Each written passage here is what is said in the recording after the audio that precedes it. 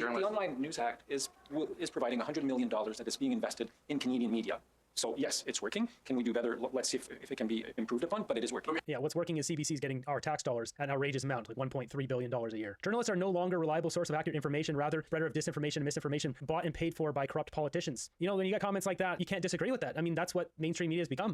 The truckers were the most peaceful, friendly, clean up after yourself protest in Canadian history. They had hot tubs and bouncy castles. They shoveled the snow. They didn't break into any building. They weren't insurrectionists. They were friendly. They did honk, I'll grant you that. But then a judge ordered them to stop honking, and they stopped honking. And yet yesterday, the judge talked about how the entire city was stressed out and the entire city was punished. Both you and I know that's actually not true, because pro-Hamas rallies march through that city and police are nowhere to be found when much worse things are done. I heard yesterday the judge said people didn't like the smell of diesel fumes, as if the entire city was under a cloud of diesel. Well, you know what people don't like either? Those smoke bombs that Hamas protesters seem to use with complete impunity on the streets. Yeah, police rule the streets in Canada. If you are right-wing, if you are Indigenous Canadian as in your old stock born here, yeah, then police rule the city, but not if you're a left-wing thug. If you are a trucker, you get the longest trial in Canadian history, you get atrocious sentences. If only the truckers were smart enough to have worn keffiyehs and waved Palestine flags, then they'd have been set free. In fact, they would have been given free coffee and donuts as the Hamas supporters in Toronto. God, very nice of the police to be concierges like that. Look at this mayhem last night, especially in Montreal. Here's just one example.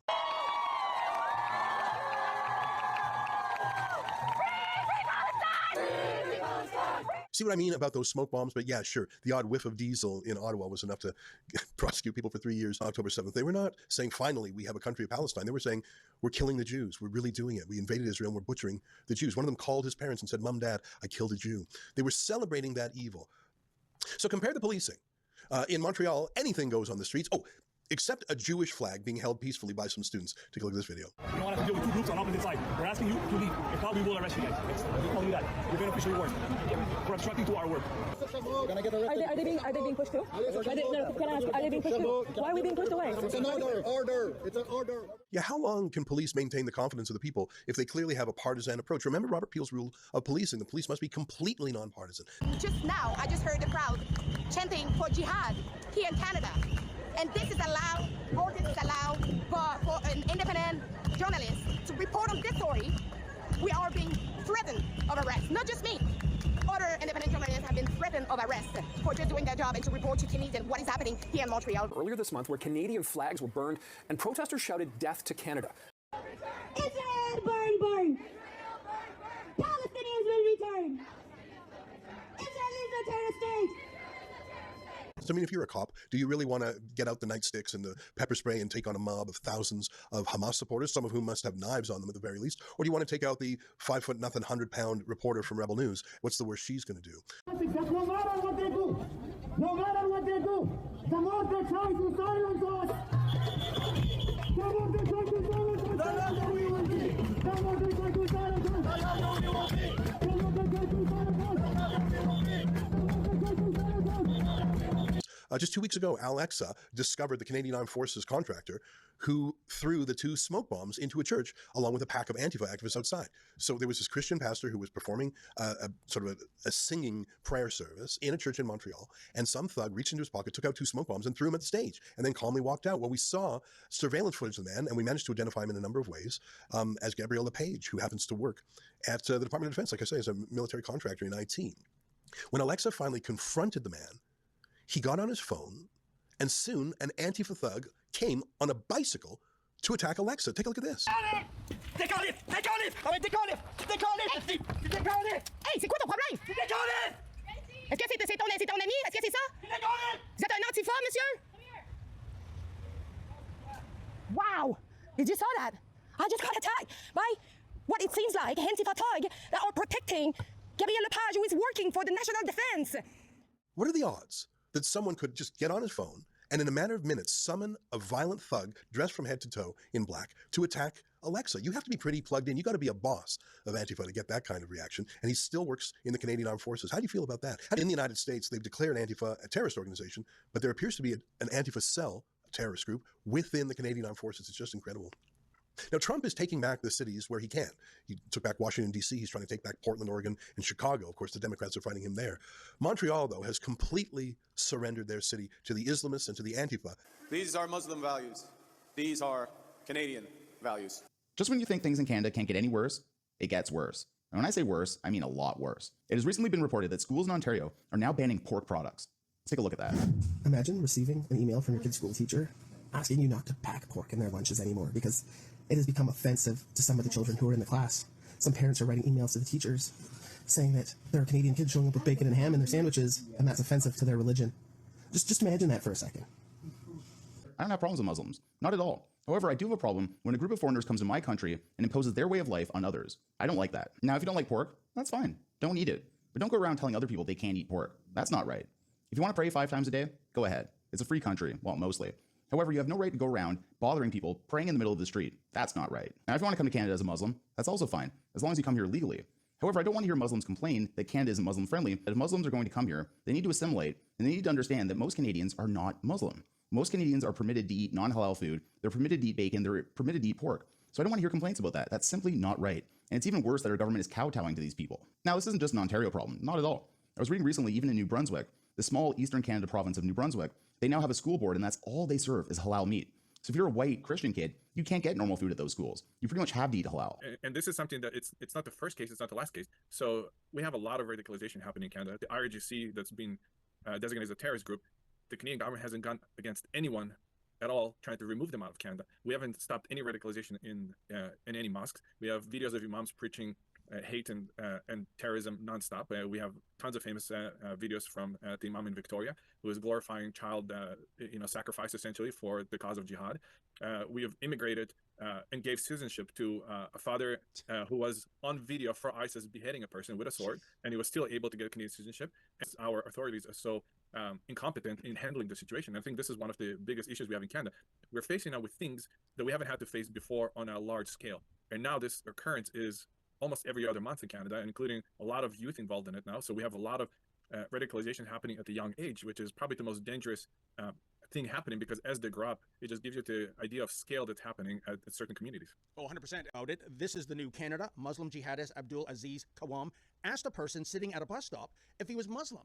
And when he said no, Abdul did a prayer and attacked him with a knife. Then he boarded a bus, and that's the footage there, folks, and tried to slash the victim's throat.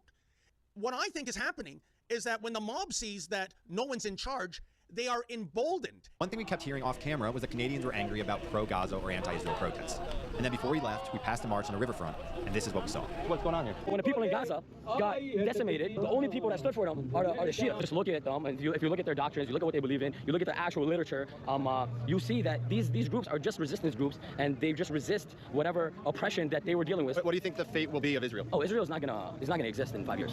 88% increase in home invasions over the past year. A large majority of those incidents involved auto theft. This brazen carjacking at a Newmarket gas station while the victim was still pumping it with gas. Sidhu had been released from custody after a bail hearing less than an hour before the incident occurred. It's a shocking moment. A lesbian couple are allegedly set upon by a mob of Middle Eastern men to harass Emma McLean and her partner Tori Hogan in Halifax, Canada, making nasty comments about their sexuality. Police told CTV the incident is under investigation and no charges have been made. Police tell us jewelry store robberies in Toronto doubled in the past year, while in Peel they more than tripled. York Region is one robbery away from doubling last year's figures. One employee was injured at a jewelry store in Hillcrest Mall when 4 masked men started smashing display cases and started stopping away. Jeremy Kim is lucky he's alive to tell his story. If this cut was a little bit closer to my heart, I probably would not be here talking to you today. Surviving a vicious knife attack in Yaletown last week, but left with lasting physical and psychological scars. They know my address, they know what I look like. For them to be walking free on the street just days after such a violent crime is just unbelievable. Just 2 days later, another smash and grab captured on video at a jewelry store in Markville Mall in Markham. Police say they charged 6 suspects, was still looking for 6 more. That's after police said 4 of those arrested for the recent robbery at Markville Mall were out on release order. Crime victims don't want the Prime Minister's sympathy. They want to know why he's broken his promise. They want to know why liberal bail remains in place, allowing for the same repeat offenders to offend again and again. The body of a woman was found in the last few days in St. Jerome, Quebec, killed by her partner, who had been arrested 30 times before but released on liberal bail. This comprehensive bail reform is based on extensive consultations with the provinces and territories. It's based on extensive discussions with law enforcement. It is based on evidence. We are tough on crime and firm on the rights of Canadians. To see the Prime Minister rant and rave and point his finger at police after they have been crying out for this government to scrap liberal bail for years.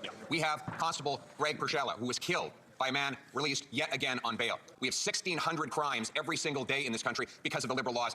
Will he stop screaming, hollering, and jabbing his fingers? 6 months after this Prime Minister looked Canadians in the eye and promised to scrap liberal bail, That bail is still in place, and every day, violent repeat offenders are released on our streets, massacring our people.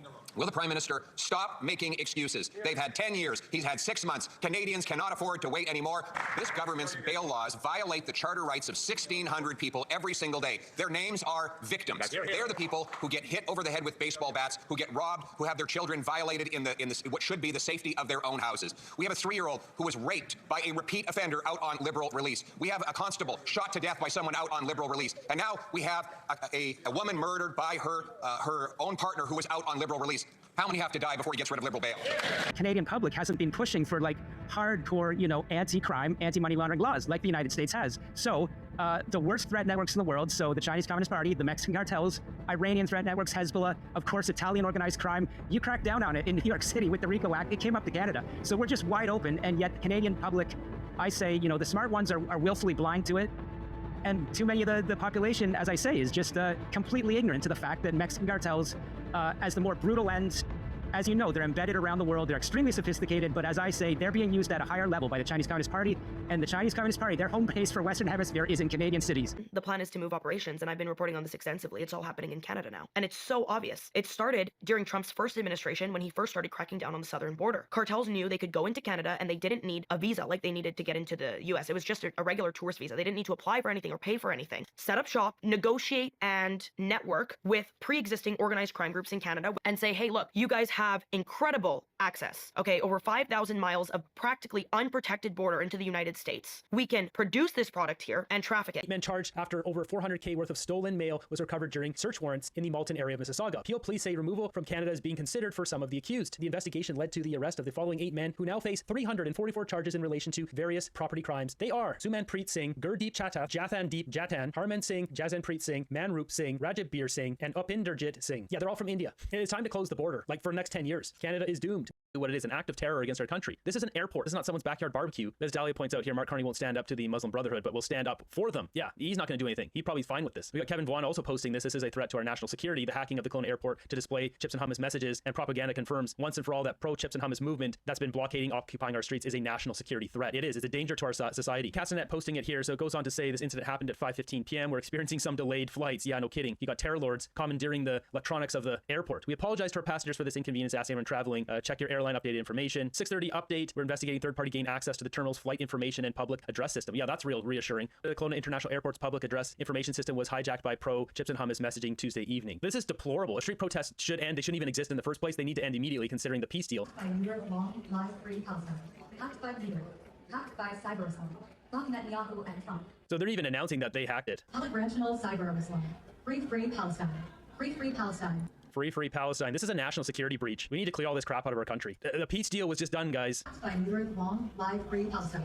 They have, in fact, hacked this one in Pennsylvania as well. This is an attack against Western society, almost as big as a threat to Canada as the Canadian government. Ooh, good thing those truckers were such a threat. Yeah, no kidding. Moving ahead, we're talking about the auto industry. So we've got Stellantis leaving Canada, going to America. Here's Mark Carney's statement. Canada's new government will always be there for Canadian auto workers, blah, blah, blah. He won't be. He's there for his own bank account. We know what he's doing here. And it's funny, he keeps using this new government. It's like, dude, it's been 7-8 months now. It's getting tired. So basically, his response here is nothing. We're going to spend a bunch more money. He's going to enrich him and his banker buddies, and he's not there for workers. He's not there for the forestry. He's not there for the canola workers. He's not there for auto workers. He's not there for seafood, the truckers. Basically any worker in Canada, unless it's someone who's at Brookfield or a company Brookfield owns, he doesn't care about. Stellantis says it will shift production from its Brampton, Ontario plant to Illinois. It's part of the automaker's new promise to invest more than $18 billion in the U.S., boosting production in that country by 50% and creating thousands of jobs for Americans.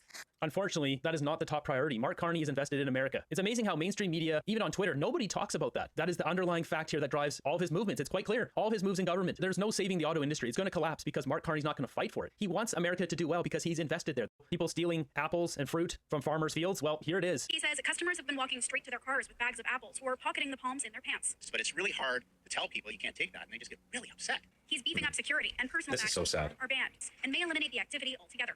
The rise in theft goes beyond Dixie's trees. Kevin Vallier runs an advocacy group for Ontario farmers. He says members across the province are reporting similar experiences. You know, we had a farmer follow a visitor raided back into town and had them open their trunk, and it was full of apples that they didn't pay for. Some farmers are considering raising prices for entry, adding cameras to their property, or stopping the pick-your-own offerings altogether. Canada has fallen from a high-trust society to a low-trust one, and this is what's happening now. So many of these farms will not offer these picking services anymore, and many of them will increase the prices, which is going to make it more inaccessible for so many others. This is with everything, though. You see this with the stumbling juice or even the grocery stores. It doesn't matter. Any theft hurts all of us. Sundurin's right here. We've gone from a high-trust to a low-trust society, and it's all because of liberals. They don't vet people coming into our country anymore. That's why we have all the goblins, goons, and gangsters, and people coming in who don't have the same morals or values as us. They'll steal from farmers thinking that's not a problem. It is a problem. Deport.